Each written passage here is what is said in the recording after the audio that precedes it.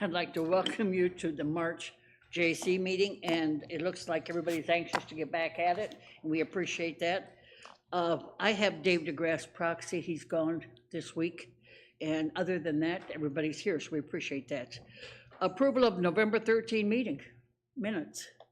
Who remembers November 13th? Okay, I'll approve them. I don't know. Okay, thank you. Do we have a second? Okay, read them. Okay, thank you. All in favor? Up to Who seconded it? Jim. Jim did. Okay. No. We're back at the reviews for the individual facilities. And just a reminder, there is an individual form. I noticed a couple of you need to take a look at it. I'll send it out again so everybody knows what it is, so we don't have any problems and we can just move on. It's fairly simple, so we'll go ahead. Jerry, we'll start with you. I've got Scottsdale, we're Turn you on. I've got Scottsdale, and we're finally back from our long winter's nap. Everything looks really good over there. Really appreciate what's happened when we painted those fairways. Those fairways are excellent. Of course, we've been off of it for a while, but they're excellent. The course itself is really doing well. The greens were rolling well. I don't see any problem with the course at all. The pro shop, everything looks good in there. They're still trying to, you walk in the door and they're going to try to sell you something. So that's a good group over there working with them. But everything looks good, and I applaud our golf maintenance crews that on all the courses, besides not only Scottsdale, but on all of them, what's happened over the winter this year. Thank you. Any questions for Jerry? Brad, we'll move down to you. Hi, Ruth. Hi. Good to see you.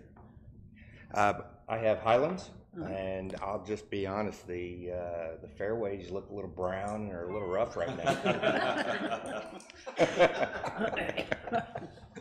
No,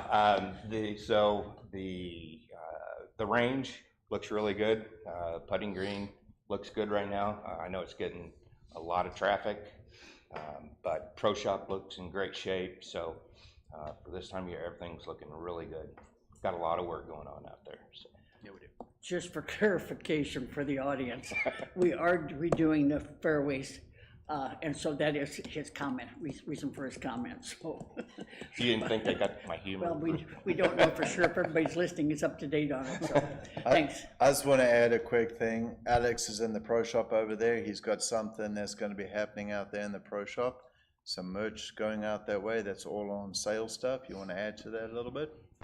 Yeah, so Leslie Terry, our merchandise director, has moved a lot of the clearance items out to the Highlands just temporarily, just to drive a little bit more traffic there. So if anybody's looking for the sale that's going on, it'll be out at the Highlands, all of our clearance stuff.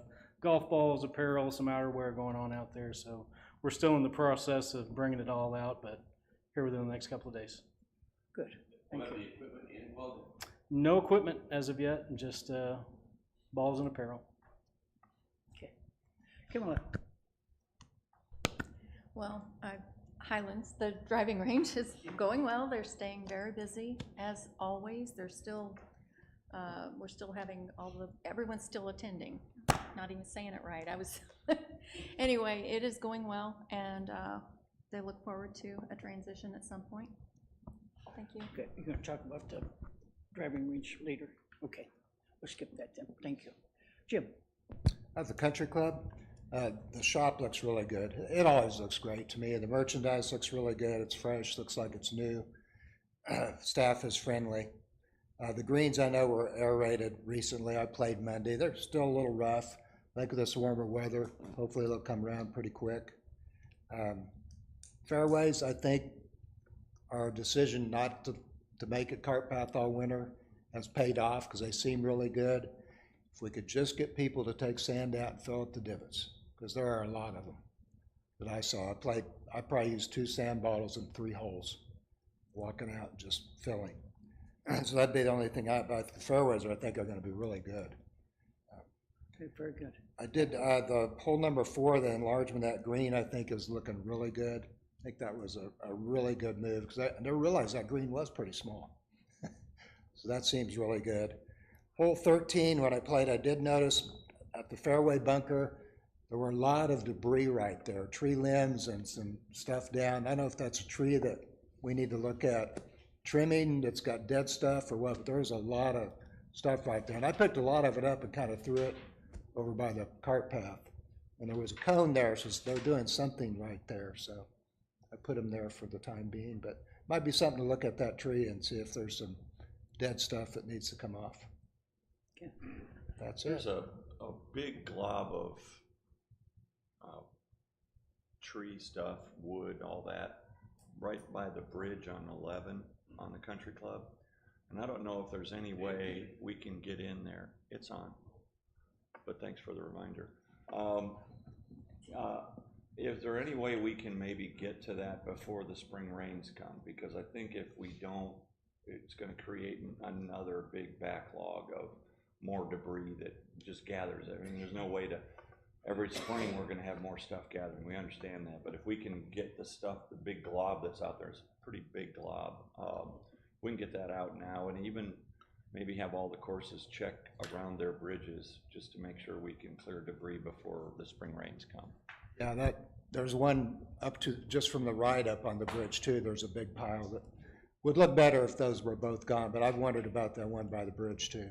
It's big. Yeah, we'll look into it, get it cleaned up, for sure. Okay. Great idea. Okay, thank you. Clay? All right, Dogwood is my course. Overall, it's in excellent shape. They've blown all the leaves off the fairways and the roughs. They've cut some of the rough down along the, I'd say the hazards. They've cut that down, so that's looking really good. Greens were good. The fringe at Dogwood has got a lot of clumpy grass in the fringe, so putting across that is very difficult. So if there's one area to improve, that would be it. Is it like grass, cut grass clumps, or is it, just? Yeah, it's cut, it just grows so much faster. So I know that it's been cut, but it clumps up and we have a, yeah. I took a picture and put it in the report, which I didn't send to you, but Ruth's got it. So it's a different type of grass than most of the fringe. It's a clumpy grass. Your ball hits it, it just really catches Yeah. it, doesn't go Yeah, anywhere. it's not everywhere, but it's some of the greens have it really bad. Pro Shop, the people there are very friendly. Dylan's extremely helpful. I guess their hot dog cooker is being replaced, but besides that, everything was perfect. So that's good. A couple things to point out on the course. The red yardage marker on hole number 1 is rotted out. So the top of it looks really bad. So we need a new 4x4 in there. That's pretty easy. Some of the ball washers were dry of fluid, which when it's cold, who cares? But some of them are just beat up so bad that there's no paint on the top of the ball marker. So it doesn't give a good impression. There's no sand out on the par 3s yet, so those are getting eaten up a little bit. Not bad. Overall, the tee boxes are in really good shape. They cut them down nice and tight, but again, there's no sand, so when people do start using it, we need to have that there. And a couple things, the cart path, as you're coming back from the meadowlands and you cross that road, you can't see where the cart path is, so there's good paint across the road, but it doesn't, the two paths don't align. So if you're really trying to make speed to beat a car or something, it's pretty easy to miss that cart, the cart path on the lower side. I think we should put up a barrier sign. It doesn't have to be huge, but just something that says, hey, go that way. Otherwise, we're gonna end up with somebody in the ditch there. That's it. Any questions? Can you send that, I mean, I've got my list, can you send that, all these reports to me too? I can do that. Gary? Oh, you don't have a course, I'm sorry. You don't need, you do all your good work. Sorry about that, okay. Any other, yeah? Everything's fine. Well, good, I'm glad to hear that. been a long time, Gary. Can I say one other thing? And I know Jerry and I kind of talked about it the other day, but the driving range at Scottsdale, it's really chewed up. I mean, if we had some mats there, it would be a great idea, because everybody's hitting off the dirt there. I mean, I took my mat out there and hit, because it's just dirt. So I don't know if that's a possibility in the future, to have mats for the winter there and save that driving range, because it's in pretty bad shape, I thought. We have looked at that. I can attest, because it's been a discussion since we built that range.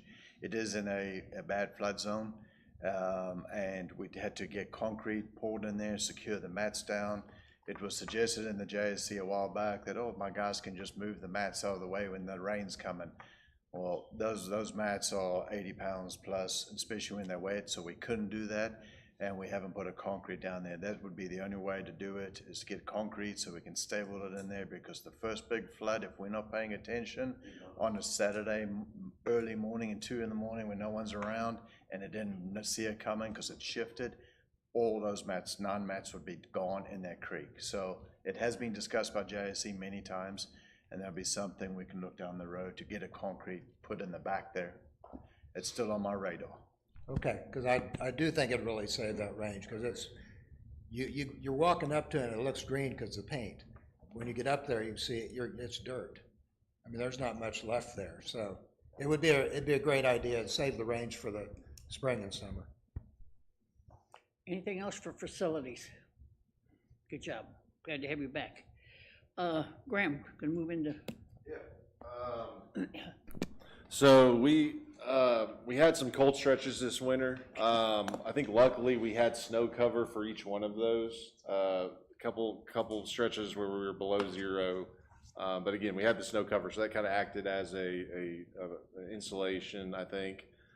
We were measuring soil temperatures with some in-ground probes that we got this past year, and we didn't see anything, the soil get under freezing. So that was encouraging that maybe we won't have a whole lot of winter kill this year. Of course, we won't know until, if the weather keeps up, maybe another week or two, what we're gonna be dealing with. So optimistic right now, but we will have to see. It sounded like, really just wanted to, I know that I think the colorants are a fairly big hit, at least on the dormant grass, but is that something that we should continue year over year, basically? From what I vote wholeheartedly for it. I Okay. think it makes the courses look great from the roads. I think it's also improving the conditions.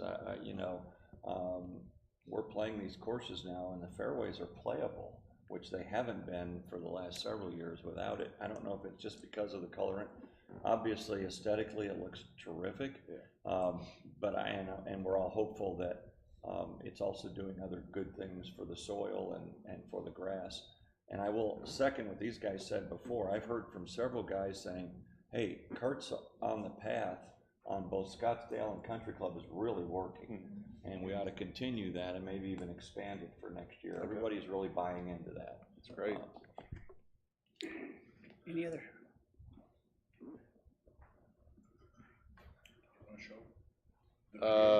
Let me go a little bit further down here.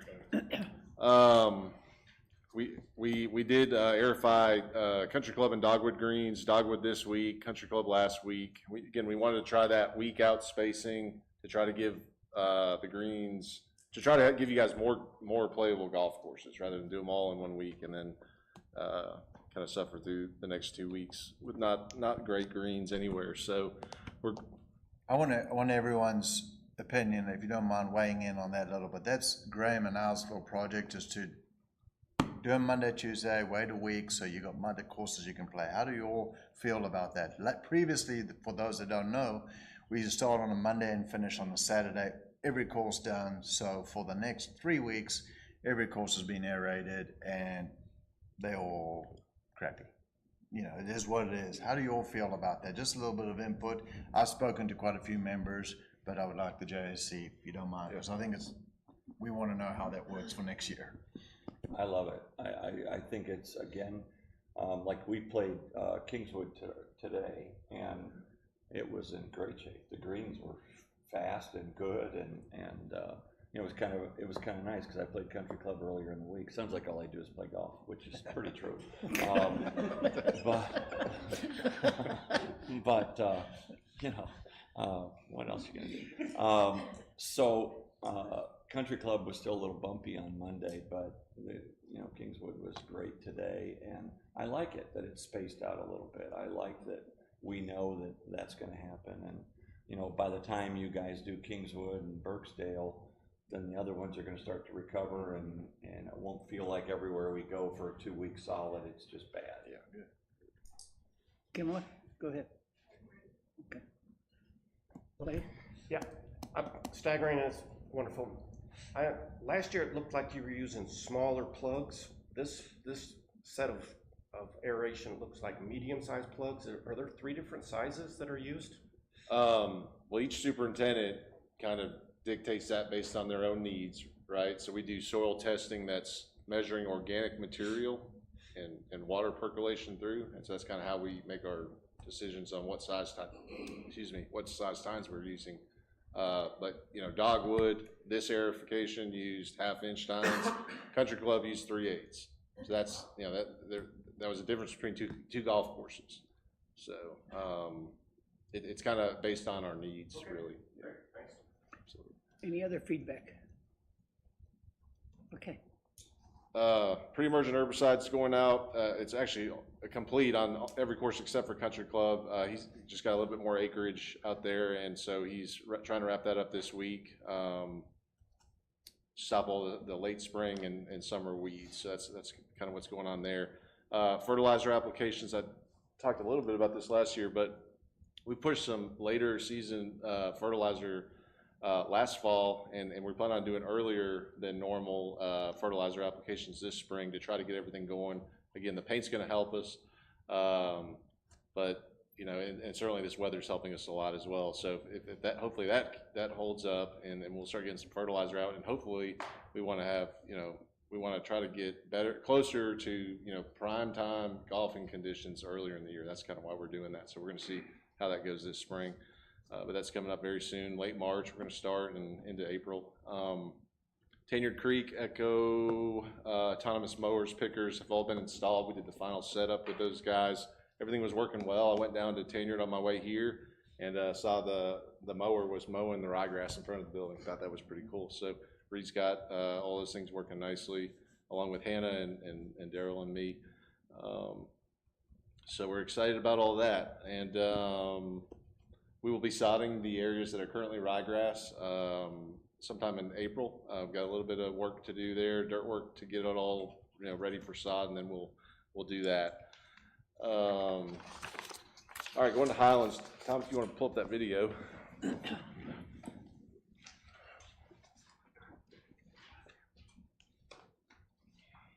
It's coming.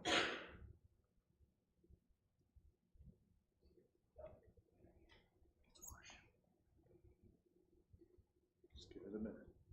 Okay. There we go.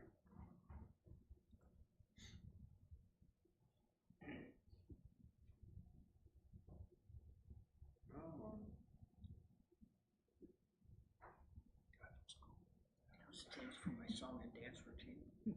There we go. So this is a video that Tim J. Cox with the marketing department did. It's kind of nice. We were working on 12 here, and just a flyover drone video. So we're loading the machines up with sod there, rolls of the zoysia grass, and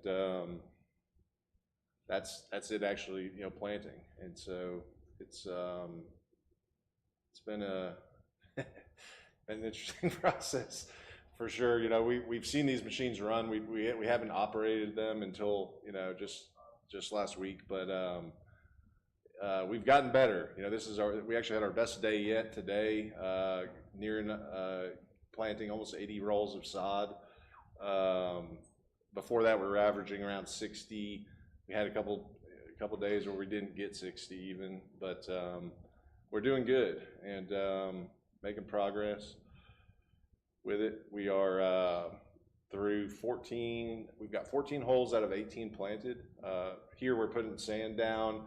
After the sprigging process is done, we top dress it with sand, and that's going to create that contact with soil that we need for the sprigs to begin rooting. taken off when the temperature's right to do so, which honestly, it's kind of there right now.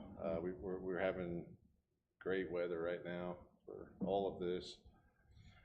I'll give you guys a quick update though. So we got 15, this project took 17 truckloads of sod. We had 15 truckloads of sod cut the Monday prior, or Monday, March 3rd. We were expected to take delivery on the 4th. We got our sod, but it rained an inch of rain. So we couldn't even begin planting until Thursday. We took Tuesday, Wednesday and kind of staged the sod at each hole that we were gonna need it at. And that helped a lot when we actually got to the planting process. And we started Thursday, we worked Thursday, Friday, Saturday, Sunday, Monday, Tuesday.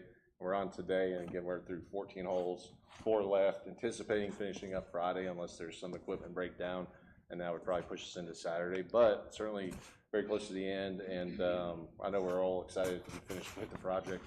We've had staff from every golf course show up. Heath has helped plant. Daryl's been out there. Tom was out. So it's been a kind of a group effort, and it's been great to have the support of everyone. And so it's moving along. Yeah, I would want to jump in.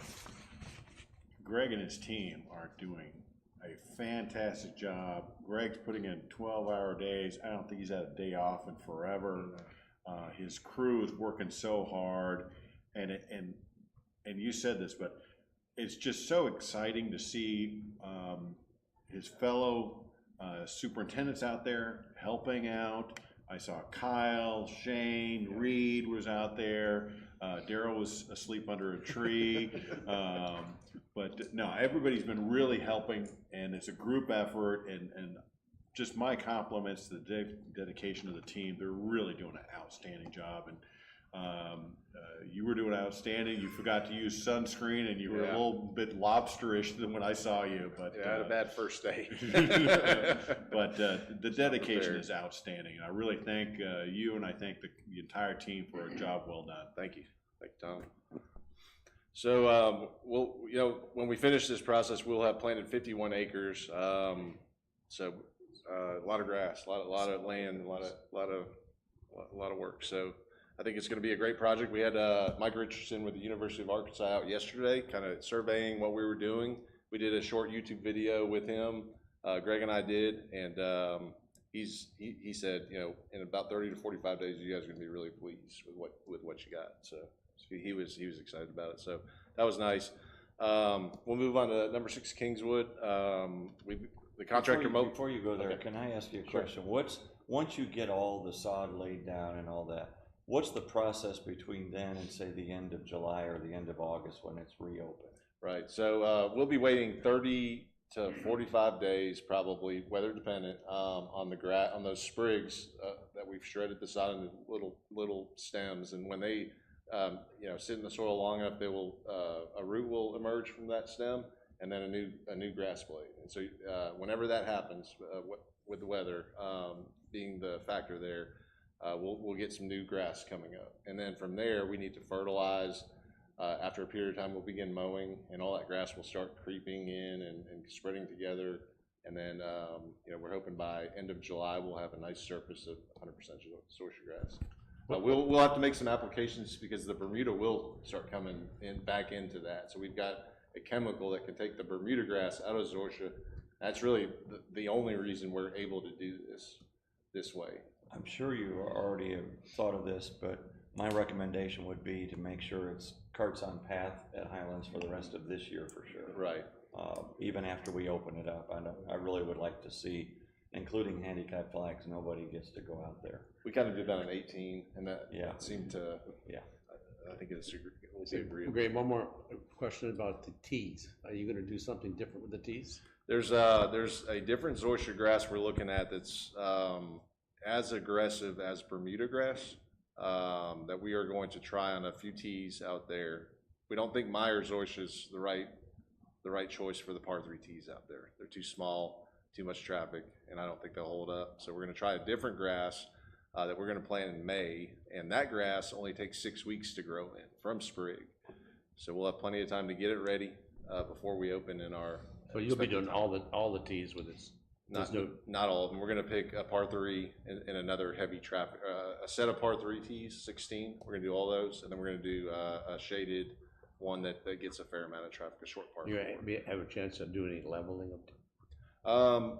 We could do some leveling with sand. That's something we talked about, and where needed. I don't know that there's gonna be a full scale like tee resurface or anything like that, but we'll try our best to get it leveled up. Certainly when we replant those tees, we'll have that surface right, so. Will this video be online? Already is. Already is, okay. So number 6, Kingswood, we know that pond hasn't held water from last summer. We found this product called Soil Flock. It's a polymer that you put down, and then you put the soil that is currently in the pond back on top of that, and that's supposed to seal it. We've got a guarantee from our contractor for a year.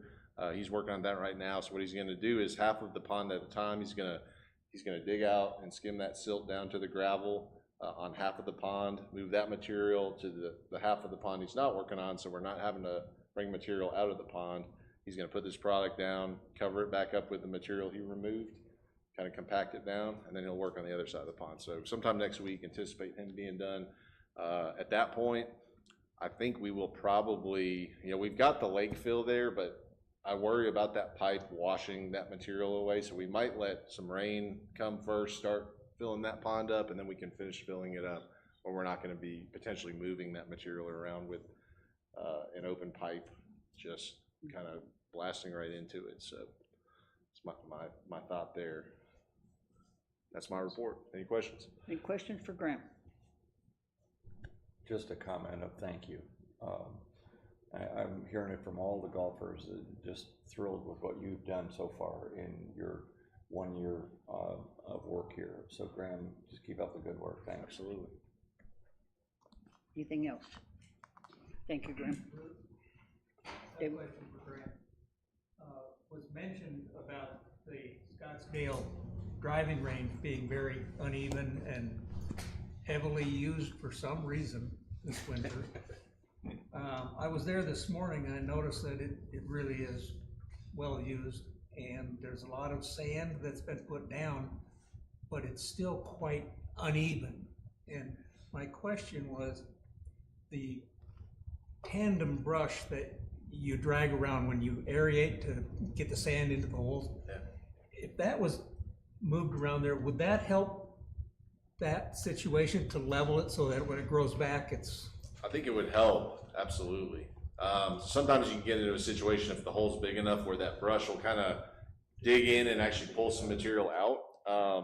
So it kind of depends, but if you don't have a big hole there, if it's just scattered divots, I think it would probably do a pretty good job. I think when you find those really big holes, it's because Daryl has been there practicing. Right. I don't practice.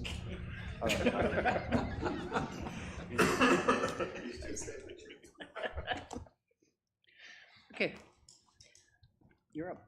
I'm up after that, Yep, okay. Yep.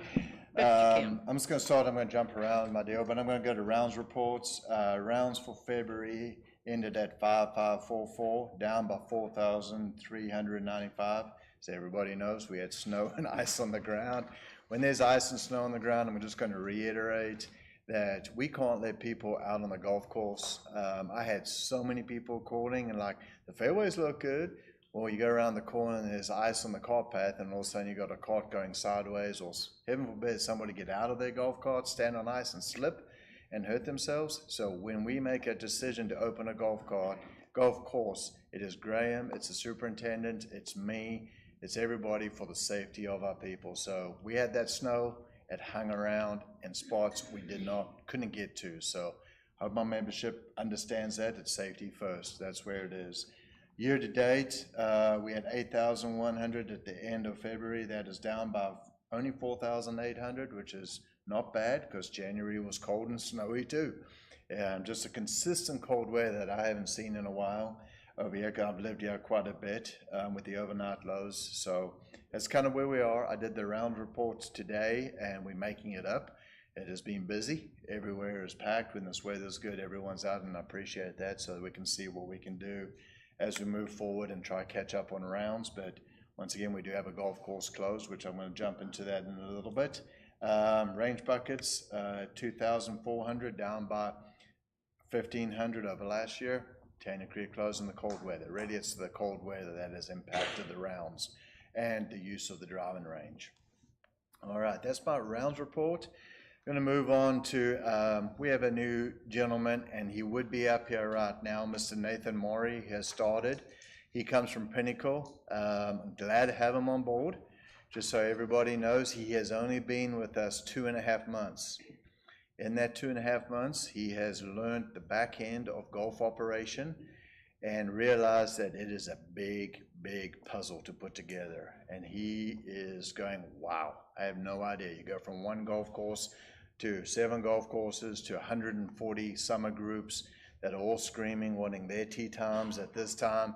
He looked at me this morning, I said, breathe, we've got this, all right? So I'm super excited to have him on board. He's been a member, he's lived around here forever. So the Maury's are well known in Bentonville. He plays golf out here, he played high school golf out here, and once again, he came from Pinnacle, kind of snagged him a little bit, so we're good to go. We got him here. If you see him, go around, say hi to him, welcome him. As said, group leaders and groups don't go and then chew him out because they haven't got their summer schedule yet. With that said, we are working on it. Just pointing out some stuff, and Highlands is super exciting, but with good growth comes a little bit of pain. This pain is going to be rough this summer. I'm just telling everybody. I would have said this in our February meeting, but we didn't have it because of some snow on the ground. But understand that we have a golf course closed. We still have to do morning maintenance on all the other golf courses. That's what a lot of people forget. We still got to do this morning maintenance, otherwise those golf courses are just going to turn upside down. And then we've got to schedule all the groups on there, and we're still going to get member play on there as well. There's rumors out there that, you know, we're still carrying on with out-of-town groups. Yes, we are. We have limited it a lot. We've also reduced our tournaments. So we used to have a lot of small tournaments used to come out here when I had the space, and I've said a lot of no's. So I'm not very well liked with some people coming in on tournaments, but it is what it is. With growth comes a little bit of pain. With our summer groups, and I really want to iterate this, Nathan's done a great job dividing it out. Everyone will get on a golf course. That's our goal. It might not be your desired time, but you'll be on the golf course on that day. We sent out, he has sent some out. We immediately had an email back from a gentleman and said, this is crazy, you got me playing later than my group time that I requested between 7:45 and 8:15. So Nathan being new comes to me, deer in headlights, I'm in trouble. And he puts it down and I'm like, let's look at it. I looked at it, out of his 12 tee times, he had 2 tee times at 10:40. They weren't at 8:45 or 8:15 or 7:45 and 8:15. I said, like he said in the report, we are working as best we can. What we're doing is we're rotating them. And this is, I want to reiterate this, when we had COVID, we did the same thing. We moved everybody around. If you were early, you moved later, and you just keep rolling. We're going to do the same thing with a golf course down. And folks, we do have a PM shotgun. We do have afternoon shotguns again. We used to have it back in the day all the time. Now we got some, we've been kind of spoiled over the last 4, 5, 6, 7 years. We got some that to get them all on, if you want to play in a shotgun, we've had to move them to a PM shotgun. It's not means that that group will be playing every week in the afternoon. We'll rotate them accordingly, and we try to do it. And then it's good that it's going to be cooler weather. It's not August or part of late July that we got afternoon people out there. I get it. If they choose not to play in a 1 o'clock shotgun, so be it. Just let us know. I'm going to talk to the group leaders at our expo tomorrow. It is super, super crucial that you communicate with Nathan, myself, with golf operations, that if you have a change with your group and you reduce the numbers, let us know so we can open it up to other people that are trying to get on that golf course. We don't want any tee time orders trying to keep it and go. It is what it is. It is super tight. I mean, just last year, we were at 72% capacity. By the time we plug everything right now, we're touching 80 and we're still rolling. So it's going to be tight. But once again, with growth does come a little bit, but we're going to make it work. Everybody will get on a golf course. Yeah. Question about when things become open. So Right now, I think you want to have 3 days in advance, anybody that has shotgun groups, or 4 days in advance, they're supposed to claim them. Yes. Well, those open up, but they don't open up on a computer. So what we have to do is call. No, they do open up on a computer. So if you call in for your group and you tell us you're reducing it in a shotgun or tee times, you go from 6 groups to 5. As soon as we delete that, it opens up immediately. Straight up immediately. I'll show you the program. It's a live tee sheet. As soon as we delete it. Now, if you send the email on a Sunday, it ain't gonna open up that Sunday. It will be Monday morning when you read the email, but as soon as we open it up, it pops open on that side. Now, if you have some shotguns on the day of, when we set holes, it's a different deal on the day of. I'm talking 4 days out is when the adjustment, that's the biggest time a tee sheet moves, and you can see it. I can sit in my office and watch people fluctuating, and it fills up. People are diving on and booking it because it's live immediately. 4 days before in the morning is when people should start looking online for openings. As soon as we start rolling, we'll go through it, we'll check it, and that's where the group leaders just give us our numbers. I don't need to know names or anything yet. The names come 24 hours out, and that's where it is. And it's a great system. It's worked. It worked when we had COVID. We squeeze it. It's just change. Everyone's a little upset. Once we are a little bit behind in getting it out. I've got Nate hasn't even been there 3 months. He's doing a great job putting it together. We'll have it all out by the end of the week. Everybody knows they're playing. I mean, if we have a group, I had a group come in and go, I need my schedule. I said, okay, you play on a Thursday and you normally play in the morning in a shotgun. It'll be a Thursday and we'll be ready to go. Oh, okay. Well, what course? I said, we'll figure that out. I can tell you it's not Highlands. So she laughed and she was like, it's good to go. And they walked out. And everybody's real polite. Nate's a good guy. He's very well demeaned, very calm, but he's seeing some stuff that he hasn't seen before. That's why I'm here. Okay, so I'm in my office. We can talk about it.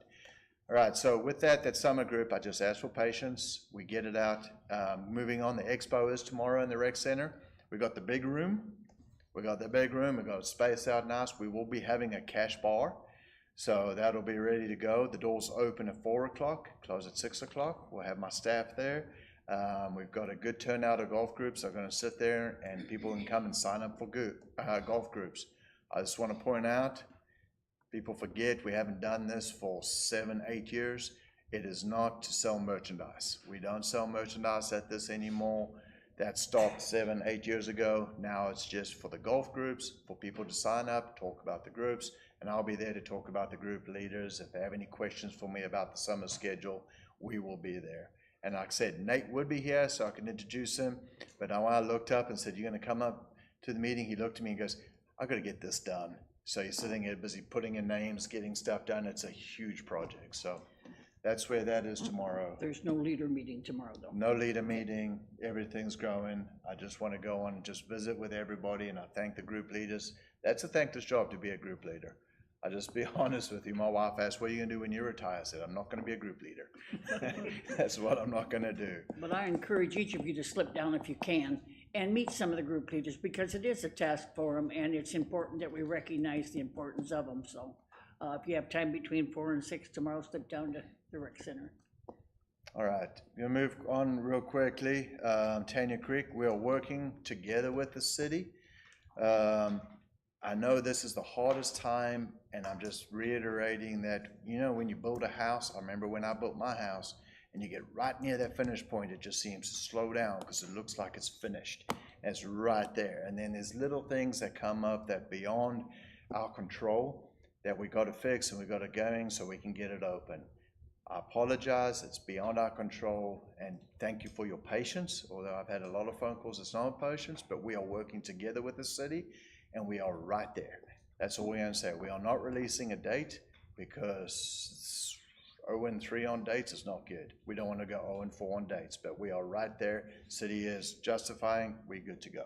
So, patience. Is there any major issues that they pointed out that we have to do, or is it just little things? We're working through the process. We'd rather stay vague. You've done a good job at that. Yep. There we go. Yep. all parties involved are doing everything they can to get it open as quickly as possible. I think it best that we just stay vague at this time. And as most of you know, it's gonna be worth waiting for. It's phenomenal. I mean, we've had people coming and looking at it, other facilities, it's great, but and that's the hardest part. We want it, everybody wants it as much as it needs to be open, we want it open, it looks like it's go, but it's not. We're right there, okay? So, that's all I got. Any questions for me? Not on Tenny Creek, any questions? Any questions for Daryl? I appreciate you all. Thank you, Daryl. Alex, All right. Good to see thanks. you down there. Yeah, appreciate it. So let's get into the golf programming for this year. I handed out a paper copy to all of you of the 2025 tournament schedule. This is also posted on our website. None of these events are open for registration not just yet. You'll see our first event is the Folds of Honor Golf Tournament on Saturday, May the 3rd. Registration will open up for that on Friday. That'll be our first event of the year. That's going to be held at Scottsdale this year because Highlands is closed. We did go a little bit lighter on our tournament schedule just because of the course closure. So there was a couple that kind of just had to slide off to the side. We'll see about bringing any back or introducing some new stuff as we get through this season and move into 2026. But overall, I think we've got a really good offering of a mixture of events that are competitive, that are fun, and that are charity-based. So we've got a nice little mix going on there. Our goal is going to be to get registration up for any one event about 6 weeks before the event itself. So if you're looking to sign up for anything on the list, it'll be open about 6 weeks before the actual tournament date. That'll be our goal for the year. Lots of other teaching programs coming up. We've got Operation 36 for men, for ladies, and for juniors, all starting in April. All of those are ready for registration to begin. They've actually begun a couple of weeks ago. And all of those are going to be starting in early April. Juniors start on Tuesday, April the 1st. Ladies start on Wednesday, April the 2nd, and Thursday, April the 3rd. And the men's version is on Sunday, April the 6th. So that is all rolling. We've already got a good amount of signups going for those Operation 36 programs. And there's a couple other teaching programs we've got out already. There's a men's golf and gulp, taught from a couple of our teaching professionals, Ryan Sanders and Tom Levine. That'll be held at the Highlands. It's a little different than Operation 36, maybe a little bit more of a social kind of atmosphere with what they're trying to do with that. And then we've got a couples golf program called On the Tee for Two, and that's being held on Wednesday evenings. The Wednesday class is actually full, so we're going to get a Thursday one rolling here pretty soon, but that'll be for couples. So a lot of good things going on. We're looking forward to getting the tournaments off and running. So any questions on any programming things? Yeah, Alex, a little bit more explanation on the men's golf and golf. One more time? A little more explanation on the golf and golf. 6 weeks. Each week has a different session. So 1 week you're going to work on drivers. You're going to go all the way through the bag. Probably some course management type of things, and then an hour of instruction, and then a beverage at the bar. Pretty much how that's going to work. It'll be at the Highlands Range then. That will be at the Highlands, yes. Okay. For now. I wouldn't mind next month if we could maybe have Hannah or somebody give us an update on the junior academy. Sure will. They're a little tied up right now. We'll get them. That's what I'm saying. They've Not got it now, going. but, yeah. Anything else for Alex? Thank you, Alex. Tom? Just want to let everybody know that next week on the 18th, we have the Meet the Candidates, which is for the election for the Board of Directors. We have 3 openings. We have 4 candidates. The event starts at 6 p.m. at the Rec Center. So please take some time, attend, make an informed decision. If you're unable to attend, you can always view it via live stream. Also, wanted to thank the legal department of all things. So we've been working on a project for almost a year now. We discovered that half of the practice bunker at Highlands was not on POA land, and one of our pumps our wells was actually not on POA land. It was actually on Cooper land. Goes way back. In addition to that, we had some water lines for our water utility. So we actually were working with Cooper over about a 9-month period, and we were able to secure easements on all the water lines that are crossing Cooper land and water lines that are crossing Blue Crane land. And then we were able to acquire the land where the bunker is and where the well is. So we no longer have to worry about potentially that land getting sold and us only having half of a practice bunker or no access to water or so forth. So thank you to the legal department, unsung heroes, and avoiding or averting a crisis that would hit us out of the blue 10 years from now. So, and that's all I had to cover. Okay, any questions for Tom? Okay, board. Jerry? Good. Kathleen? I just want to say thank you for your time and valuable feedback. I always learn a lot from these meetings. And again, thank you to Graham, Daryl, and Cruz, and a big kudos for all the hard work. Thanks. David? No. Okay. Okay, were there any comments on emails? How about the audience? Comment? Questions? You want to pass? Okay. Thank you. Thanks for coming, though. We appreciate it. Okay, old business, at this time, there is none that I'm aware of. But new business, Gary has a couple items he'd like to discuss. A couple things. You may know that I'm on the Arkansas State Golf Course Rating Team, and we're looking to expand the participants that we have that do course rating around the state. And we're looking at going to regional teams. It hasn't been decided yet, but Northwest Arkansas will be one of the areas that we'd be looking at to do a regional team. So if there's anybody that's interested in wanting to join, both men and women, and we need to have women raters as well as male raters. So if anybody's interested, get in touch with me. Just let me know, and we'll take care of the. There's a training we go through, 2 or 3 weeks of training, not straight weeks, but just get together and go through the process itself, and then also participate in 2 or 3 course ratings as you observe what we do as we do it. So if you're interested, let me know. The other thing is I just wanted to give some recognition to the Friends of Courses, the Friends of Highlands, the Friends of Dogwood, and the amount of work that is put out by these people and the volunteer work that they do in trying to beautify the courses. And I would strongly encourage trying to get more Friends of Scottsdale, Friends of Kingswood, Friends of the Country Club established if we can possibly do it, because it's a big benefit to the course. Dave? Questions from Gary or? I know, but we have several guys that live near Scottsdale and some of us on Scottsdale, and I do think we have a need for that. And I don't know if I have time to run a committee, but I wouldn't mind at least trying to put together some volunteers to do it. And we have a lot of guys in that area that would be good, and we'd love to help Megan out. She's fantastic, does an unbelievable job in that pro shop, and yeah, we'll look at some projects that maybe we could help Scottsdale even be better than it is now, which would be great. So let me talk to some folks around that area and see if we can get some interest going. And other courses as well. If you talk to individuals around the course, it'd be important to get some going too. So, anything else?